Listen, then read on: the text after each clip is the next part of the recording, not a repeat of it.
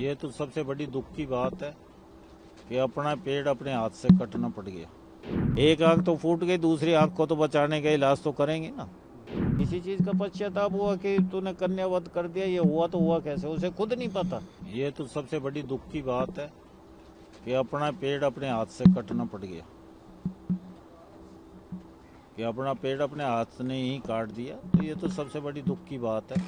हम सबको इस चीज़ का दुख है और हमें इस चीज़ को अच्छा नहीं मानते। खुद उसके पापा को भी बाद में हरकत करने के बाद उसे भी दुखी है।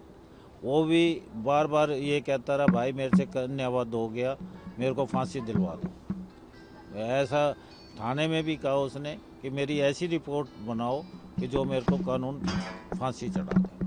सर, जब की घटना है आप कहाँ थे सर? आप जब पता चला, कैसे, कब पता चला आपको? घटना का पता होता है कौन सी घटना किस टाइम घटे? नहीं सर। मैं अपने घर था, वो अपने घर थे। तो जैसे शोर सुना, जब भागे देखा तो फटाफट बेटी को ये उसका चाचा ले गया हॉस्पिटल में। मैं फिर दीपक से मिला, रे क्या हो गया?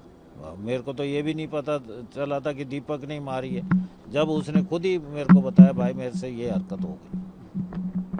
इस मामले में सबसे बड़ा सवाल अभी भी यही है कि आखिर ऐसा क्या होगा कि पिता को अपनी ही बेटी पर गोली चलानी पड़ी? क्या कुछ उस वजह के बारे में आप बता सकते हैं? उस चीज़ का सिर्फ दीपक के अलावा कोई भी नहीं बता सकता।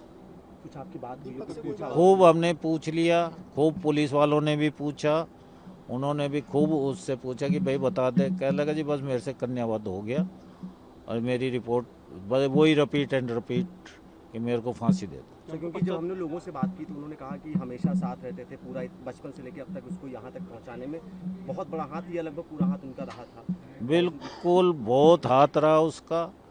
उसने अपने पौधे पाला, ठीक है, उसी का पौधा था, पाला उसी ने था, पर हर कोई इतनी वो टाइम नहीं दे सकता। उसने अपना सारा काम धंधा अपने बच्चों के ऊपर सब छोड़ दिया था और अपने उन्हीं के पीछे अपना पूरा जो क्या खाना है, क्या पहनना है, क्या चीज़ तुम्हें चाहिए, क्या नहीं, कैसे खेल के लिए रॉकेट चाहिए, बॉल चाहिए, कहाँ जाना है कहाँ नहीं, पूरा इन्वेस्ट करता था, पूरा उसका वो ध्यान करता था। समाज के ताने कहीं कोई वजह थी? जो FIR में भी है, पुलिस भी बता रही है कि समाज से ताने मिलते थे, बेटी की कमाई खाने वाला आदमी। कमाई की वो कोई पीछे से हल्का घर का तो नहीं था। सोने की चम्मच नहीं तो चांदी की चम्मच लेके तो पैदा हुआ था वो।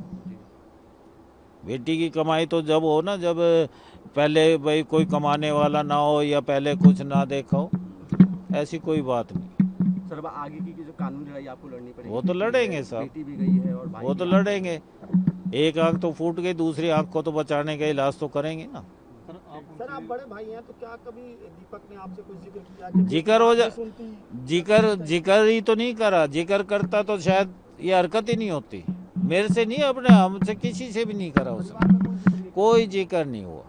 सर, आप उनसे मिले तब उनको पश्चाताप किस चीज़ का? इसी चीज का होगा और किस चीज का पश्चाताप होगा? इसी चीज का पश्चाताप हुआ कि तूने कन्यावध कर दिया, ये हुआ तो हुआ कैसे, उसे खुद नहीं पता। खुद उसको ये नहीं पता कि कितनी गोली लगी, कितनी नहीं लगी। सर, राधिका की मां से आपकी बात हुई हो कि नहीं जी, उनसे कोई उनसे कोई अभी तक बात नहीं हुई।